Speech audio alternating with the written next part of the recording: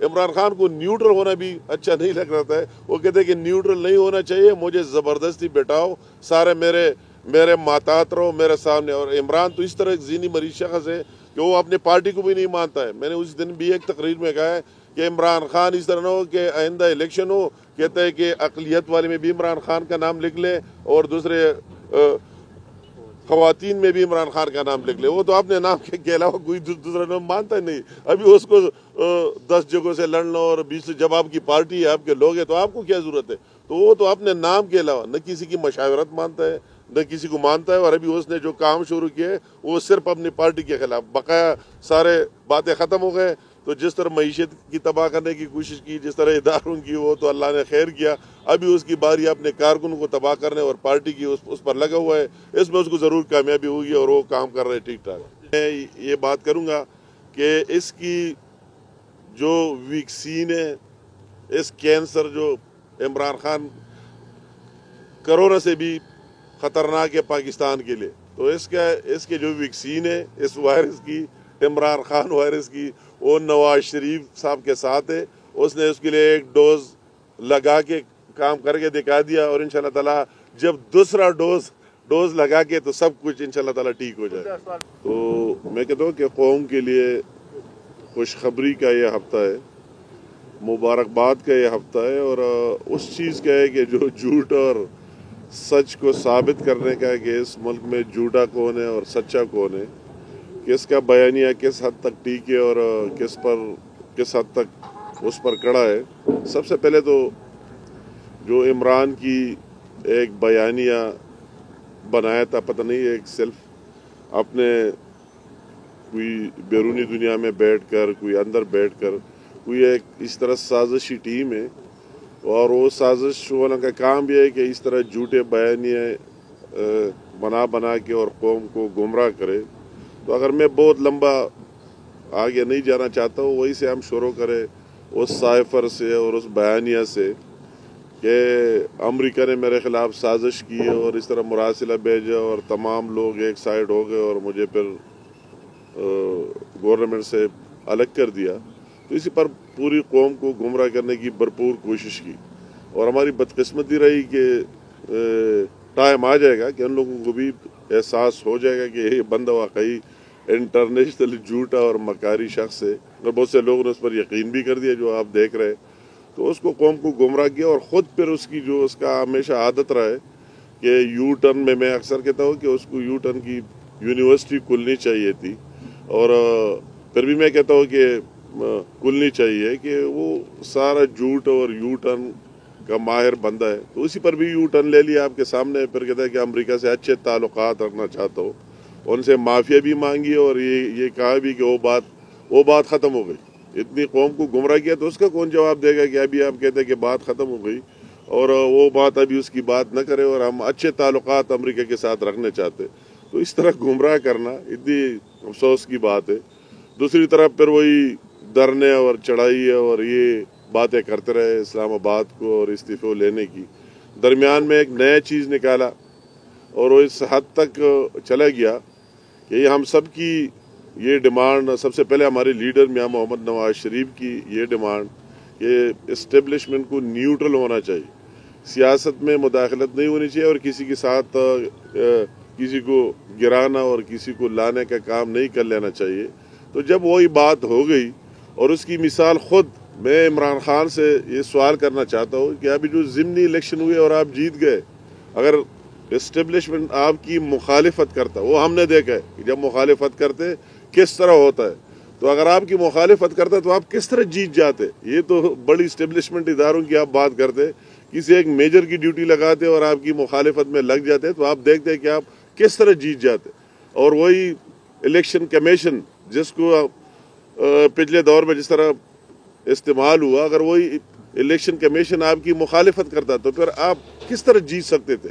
مگر اگر وہ لوگ نیوٹرل ہو گئے, جو آپ عادی ہے کہ نیوٹرل پر تو آپ اکتفا کرتے نہیں, جب انہوں نے کہہ دیا کہ ہمارا اس میں کوئی کام نہیں ہے, یہ لوگ جانے اس کے کام جانے, پاکستان کی عوام جانے, اور اس نے وہی چیز ثابت کر دی, تو اس کے بعد بھی آپ کو اتنی تکلیف ہونا کہ نہیں آپ کو نیوٹرل نہیں ہونا ہے. اور نیوٹرل کے لیے آپ نے کیا کیا الفاظ استعمال نہ کیے, گدے تک اور کس طرف آپ نہیں چلے، اور پھر وہ نیوٹرل لفظ آپ عمران خان پر اتنا برا لگا کہ اس نے ایک مصمم ارادہ کر دیا، جس طرح پاکستان کی معیشت کو تباہ کیا، پہلے وہی پلین پاکستان کو کہاں سے کہاں لے کے گیا، گرے لسٹ بلیک کی طرف جا رہا تھا اور ڈیفالٹ ہونے جا رہا تھا، وہی کام کر دیا۔ تو دوسرا اس نے یہ بھی ڈٹ کر کہ کس کے ایجنڈے پر چل رہا ہے بیرونی دنیا، اس میں ہماری کون سی دشمن اور وہی لوگ شامل ہوں گے۔ ظاہر بات ہے فارن فنڈنگ کیسے پتہ چلے کہ اس کے اکاؤنٹ میں کہاں سے اور کتنے کروڑ روپیہ ہے، کس کس نے بھیجے، وہ ابھی صاف نظر آ رہا ہے۔ تو دوسرا ٹاسک اس کو یہ ملا کہ آپ ابھی لگ جائے اپنے اداروں کے خلاف، افواج پاکستان کے خلاف، اور وہی بات اس نے اس حد تک شروع کی کہ کس حد تک نہیں گئے۔ ارشد شریف کی بات کرے، اللہ تعالیٰ اس کی مغفرت نصیب کرے۔ ہمیں بیشتر ایک پاکستانی سب کو اس پر دکھ ہے کہ اس کا وہی مرڈر ہو گیا، اور اس کی تحقیق ہونی چاہیے، تفتیش ہونی چاہیے، انکوائری ہونی چاہیے، حکومت کو بھی اس میں ہماری وہی اپنی انپٹ دینی چاہیے۔ مگر ایک طرف بلائنڈلی بیٹھ کر اس پر اس طرح اداروں پر الزام لگایا کہ یہاں سے ہمارے ادارے اور عیسائی کے لوگ اور فوج کے لوگ گئے اور وہی ارشد شریف کا مرڈر کیا۔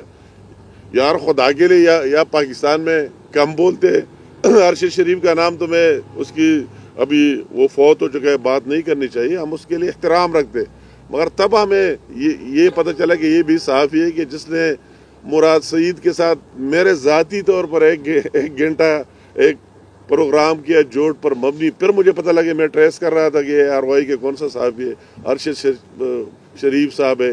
وہ بات میں نہیں کرنا چاہتا ہوں کہ آج تک بھی میرا کورٹ میں وہ کیس چل رہا ہے، جو بھی ہوا ہو گیا، بھی وہ فوت ہو چکا ہے، مگر ہم سب کو اس پر دکھ ہے۔ مگر اسی چیز کو آپ ڈائریکٹلی اپنے اداروں کے کھاتے میں ڈالنا کہ ہماری افواج پاکستان بیرونی دنیا میں بھی اتنے بدنام ہو جائے، اتنی بدنام ہو جائے، لوگوں کی نفرت ہو جائے، اور پھر اتنا کمپین چلانا کہ اگر لوگ یا خاکی وردی والے راستے پر جاتے ہیں تو لوگ آپ کے لوگ اس کے مرد آباد کے نعرے لگاتے، تو آپ خدمت کس کی کر رہے ہیں؟ اس کا کیا قیمت ادا کرنے پڑے گا؟ اگر اس خاکی وردی کو آپ اتنا ذلیل کرے اور عوام کی ذہن میں اس طرح خاکہ بن جائے، تو اللہ نہ کرے ہم نے دیکھے، وہ ملیٹنسی بھی دیکھیے، یہ سیلابیں بھی دیکھیے، زلزلے بھی دیکھیے، اپنے سرحدات پر بھی دیکھے، تو پھر آپ کے ساتھ کیا رہ جائے گا؟ تو یہ کوئی پاکستان کی خدمت نہیں ہے، بہت افسوس کی بات ہے۔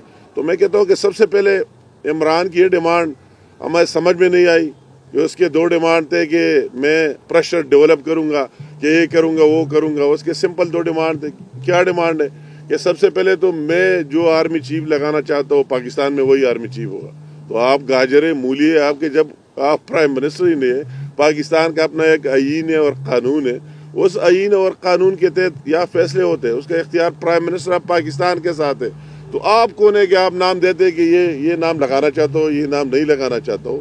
اور اس نے اتنی پریشر ڈیولپ کی، اگر میرے مرضی کا نہیں لگنا ہے تو اسلام آباد پر چڑھائی کروں گا اور یہ گورنمنٹ ختم کروں گا، فلاں کروں گا، یہ کروں گا، اور عوام کو مجھے ترس آتی ہے اور ان کو احساس ہو جائے گا ایک دن اس کو یہ قیمت دینا ہوگا کہ عوام کے ساتھ جو جھوٹ بولا ہے، یہ عوام کو ایک جھوٹ کا حساب کتاب اس کو دینا ہوگا۔ تو اس طرح ایک چیز ڈیولپ کر دی، مگر اللہ تعالیٰ کا احسان ہے کہ اس کے آگے کوئی جھکا نہیں، اور وہی فیصلے جو ہوئے میرٹ پر ہوئے، آئین اور قانون کے مطابق ہوئے۔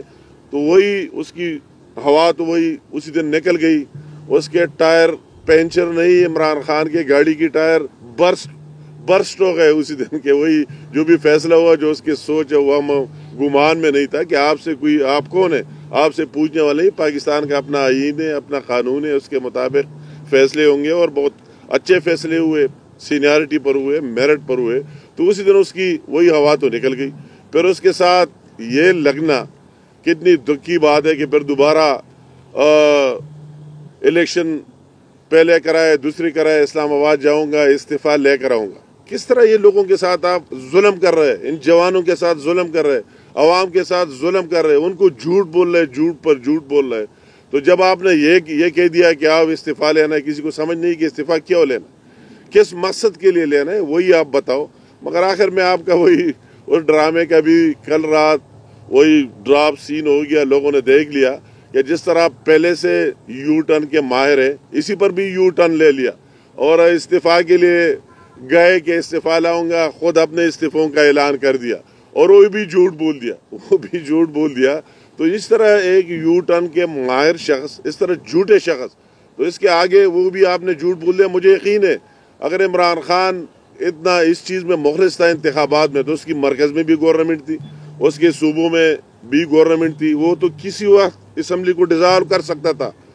مگر اس کی وہی جو اس کی دکانداری چل رہی ہے، اس کو ایک دن کے لیے اپنے دکان کو، مگر کل ایک فیز 7 کے لیے ایک جھوٹ اور تقریر کر دی. جس طرح پہلے تقریر کیا تھا مختلف جگہوں میں، تو رات کو ایک اور جھوٹا تقریر کر کے واپس چلا گیا. آپ کیا اسمبلی ڈیزالو کریں گے؟ آپ کس چیف منسٹر سے استعفے لیں گے؟ کہ آپ کے کہنے پر تو کوئی FIR درج نہیں کراتا ہے، تو استعفے کیا دیں گے؟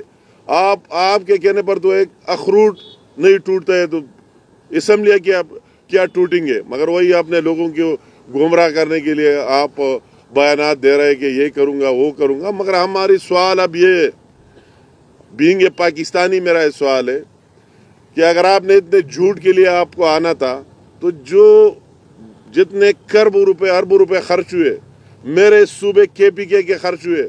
ایک طرف کہتا ہے کہ تنخواہوں کے لیے پیسے نہیں ہیں اور لوگ سڑکوں پر نکل آتے ہیں، اور اسی دن میں میرے ساتھ لوگ مل گئے EPI ٹیکنیشین 1000 لوگوں کو فارغ کر دیا. ان کے پہلے 1 سال ہوئے بھرتی ہونے کے، تنخواہیں بھی نہیں ملے اور ابھی سے فارغ کر دیا، اپنے گھر بھیج دیا. اور دوسری طرف آپ 10,000 لوگ بھرتی کیے، سوشل میڈیا انفلوئنسر 10,000، اور ایک کو آپ 50,000 روپے منتھلی دے رہے. اس کے لیے تو پیسے ہے، دھرنوں کے لیے تو پیسے ہے. جتنے وسائل آپ نے دھرنوں پر خرچ کیے، اور پورے پاکستان سے مختلف اضلاع میں پیسے تقسیم کر کے لوگوں کو یا لے آیا، تو میں لانے کے لیے، ٹرانسپورٹ کے لیے، ہر ایک چیز کے لیے. تو اب یہ سوال بنتا ہے، بینگ اے پاکستانی ہر ایک کا یہ حق بنتا ہے کہ ان سے پوچھ لے، وہ عمران سے پوچھ لے. ایک دن اس کو اس کا جواب دینا پڑے گا کہ آپ نے جھوٹ پر جھوٹ بولتے، تو یہ کیوں اتنا ظلم کر رہے ہیں اس غریب ملک کے ساتھ، اس غریب صوبے کے ساتھ، کہ یا کچھ کرنے کو ہے نہیں ہے، اور سب کو کہتے ہیں کہ اتنے پیسے آپ لے لے، اتنے آپ لے لے، ضلع تحصیل اور ہر جگہ تقسیم کر رہے ہیں. اور کہتے ہیں کہ آؤ اسلام آباد پر چڑھائی کرو، اور ہم اسلام آباد میں وزیر اعظم سے استعفیٰ لے کر آئیں گے.